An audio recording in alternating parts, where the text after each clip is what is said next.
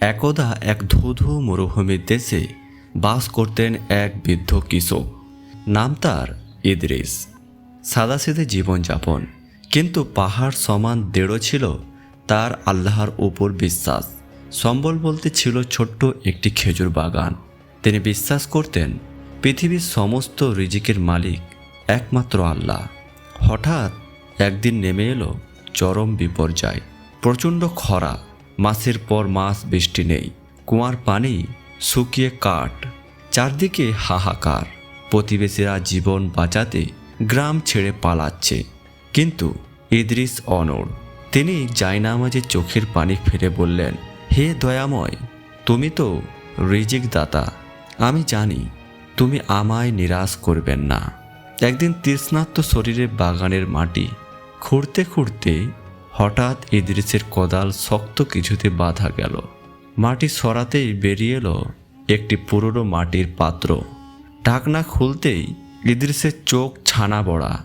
পাত্র ভর্তি ঝকঝকে সোনার মোহর। ক্ষণিকের জন্য তার মনে হলো এই অর্থ দিয়ে তিনি রাজকীয় জীবনযাপন করতে পারেন। কিন্তু পরক্ষণে তার বিবেক জেগে উঠল। তিনি ভাবলেন, এই সম্পদ কি আমার কষ্টের উপার্জন? এই আমানত কি আমার ভোগ করা সাজে? না। ইদ্রিস লোভের কাছে হার মানলেন না। তিনি সেই গুপ্তধন নিয়ে হাজির হলেন শহরের কাজীর দরবারে। ইদ্রিসের সততা দেখে কাজী অবাক হয়ে বললেন, ইদ্রিস, এই সম্পদ তো তোমারই প্রাপ্ত ছিল। ইদ্রিস বিনিময়ের সাথে উত্তর দিলেন, হুজুর, আমি আমার নিজের পরিশ্রমের রিজিক চাই। পরের ধন কখনো আমার হৃদয়ে শান্তি আনতে পারবে না। সেই সোনা দিয়ে গ্রামে খনন করা হলো গভীর কুয়া, তৈরি হলো এতিমখানা। মরুভূমির সেই মৃত গ্রামটি আবার প্রাণ ফিরে পেল। আর ইদ্রিস মহান আল্লাহর রহমতে তার সাধারণ খেজুর বাগানটি যেন জান্নাতের বাগানে পরিণত হলো।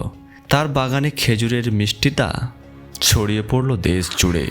বন্ধুগণ, এই গল্প আমাদের শেখায় আসল সম্পদ টাকা পয়সা নয়, বরং আল্লাহর সন্তুষ্টির মাঝে যে ব্যক্তি দুনিয়াবি লোভ ত্যাগ করে, আল্লাহর উপর ভরসা রাখে, আল্লাহ তাকে এমন উৎস থেকে সাহায্য করে যা সে কল্পনাও করতে পারে না। মনে রাখবেন, হালাল উপার্জনে যে বরকত আছে, পাহাড় সমান হারামেও সেই শান্তি নেই।